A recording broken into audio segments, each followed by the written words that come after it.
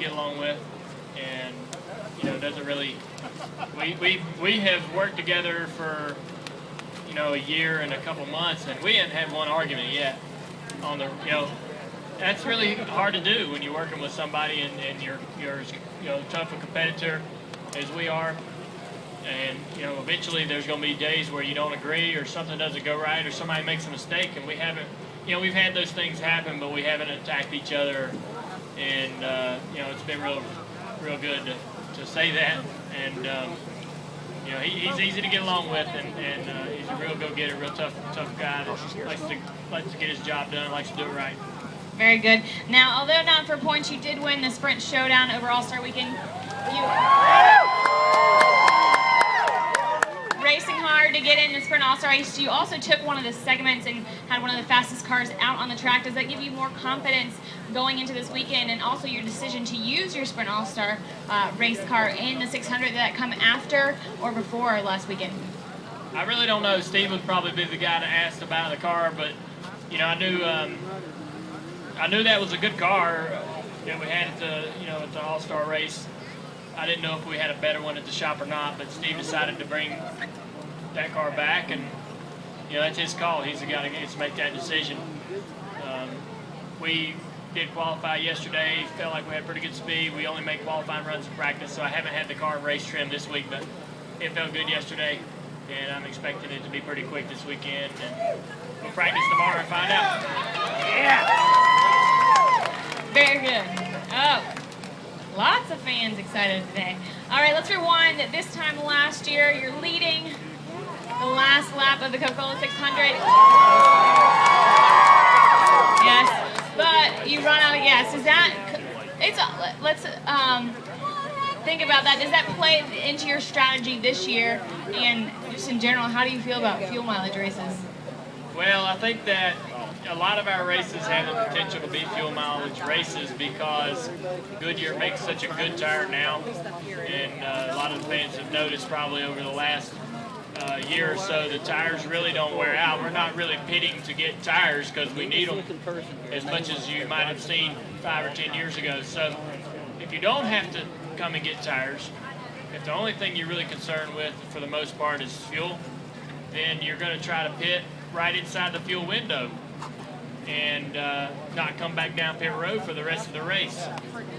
And that's why you see a lot of these races kind of go down and come down to fuel, because some guys are going to have, some guys are going to really come in right on the line and not have quite enough to make it to the end and run out of gas, and then they'll call it a fuel mileage win, whoever crosses the finish line with enough fuel.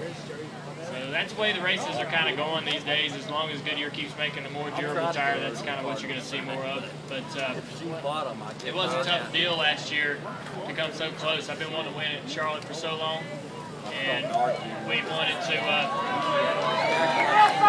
We were trying to break a win. We were trying to, break a winless streak that's been going on for quite a while. And me and Steve were itching, to get our first win together. So that was kind of tough. We feel like we're getting close, and feel like we can talk about winning races because we feel like they're right around the corner. And we just keep showing up to the racetrack and working hard, and hopefully we'll realize that potential.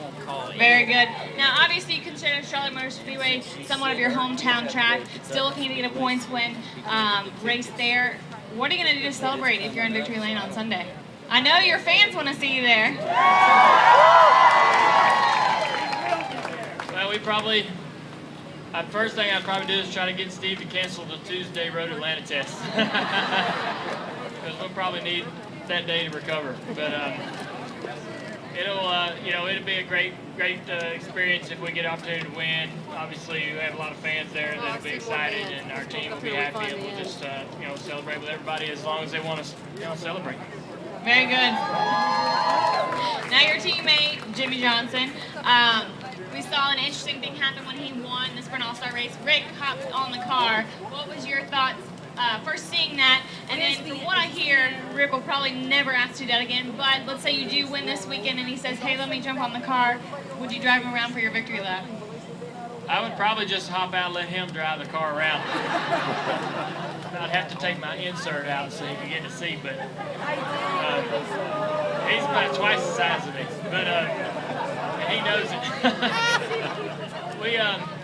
He's got a lot of glass right here, so smooth secret. But you know, it's he would probably enjoy doing that more than anything, more than riding it. So I definitely probably offer him the car. But you know, I knew when I first saw that, I was like, yeah, it's gonna get a lot of attention, and probably more the kind that he doesn't want. But it was probably a lot of fun for Jimmy. I bet that was really special for him, and Rick really did enjoy it. Very good. Now, a lot of people say you are absolutely determined to get a championship this year, the way you've been running all season long. That's right. But personally, what's your goal? Is it winning a certain number of races? Is it making the chase for the Sprint Cup? Is it winning the champion? What would you say your goal for 2012 is? I think winning the championship is the goal. If you win the championship, you're bound to get some wins on the racetrack here and there. So I just try to focus on what we need to do to get points and win the championship. So, like I said, I think if you get an opportunity to, if you win the championship, you're bound to win a race or two. So the wins will take care of themselves. We finished pretty good last year in the chase. We were, that was the first time me and Steve got to work together last year. We feel like we're a better team. We got more speed this year, and so we're just trying to minimize our mistakes, try not to ruin it for ourselves. Very good. And if you could win just one race for the rest of the Sprint Cup Series season, which race would it be and why? The fans have an opinion, obviously. I think the 600 would be a great one to win. So. You guys want to see him in victory lane? All right, well, you have arguably some of the best teammates in the sport, Kasey Kahne, Jimmie Johnson, Jeff Gordon, but if you had to choose 3 other teammates, besides the ones you have, we know you love them, who would you pick and why? Truex and me are good buds, so he's a pretty cool guy. Clint Boyd would be a lot of fun as a teammate. He's a real funny guy, good guy to be around, and probably Tony Stewart. Very good. Oh, they like the Tony answer. Very good. Well, there's lots of fans out here. Obviously, you have a large following. What's the craziest fan request you've ever got? That's allowed to be said in front of the families out here. I think just autographing for tattoos is kind of weird. So I get that. I got 2 of them this morning. So or over at JR Motorsports, we was doing our fan day over there, and there was a couple of those. So that's kind of crazy. I don't know that I want people to tattoo their names on my name on their shoulder and stuff. That's kind of forever, man. So that's there forever. So. Well, luckily you went from the 8 to the 88, so the people with the 8 tattoos weren't. Yeah, the numbers aren't that crazy. It's the names, I guess. I don't know. I can't imagine, that kind of commitment. That's, like I said, that's forever. Forever. Now, a lot of fans, you've been in the limelight for a long time. Do the cameras, the attention, the media, do you ever get used to that, or is that something that it's something you never get used to? I don't really know if you get used to it. It is part of your life, and you kind of, everywhere you go, that's every corner you turn, that's kind of going to be there, and you just kind of get, to where you use it to promote yourself, your sponsors, and connect with your fans and enjoy it. I just try to enjoy it. When I was young, I'll be honest, when I first started racing, I didn't want to do nothing but race. In '98, when I was in the Nationwide Series, all I cared about was driving the car, and I didn't want to do interviews. I didn't want to be on TV. I didn't want to, if they wanted me to get interviewed by NASCAR.com up in the hauler for 15 minutes, I didn't want to do none of that stuff, and I didn't want to have to go to work or do anything.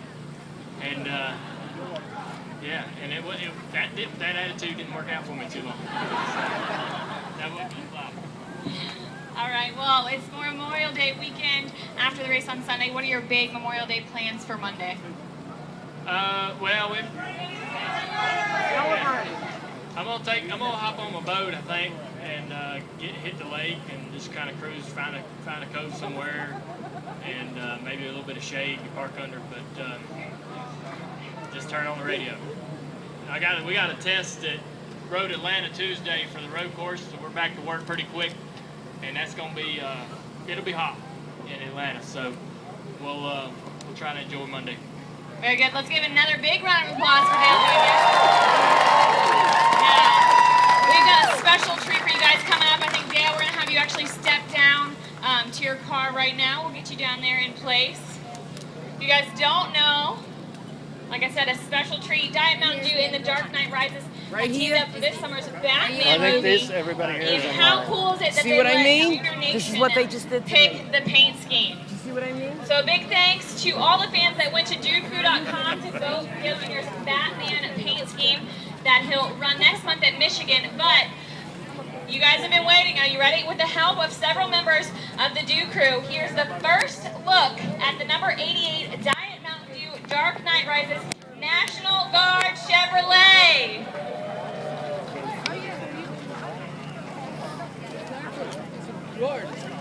I'll let you guys get some pictures of it. Dale's going to stand over there by it. And Line's that way. Again, a big thanks to all you fans that came out here for Hendrick Fan Day. We appreciate your support, and as do, I know, the drivers do as well.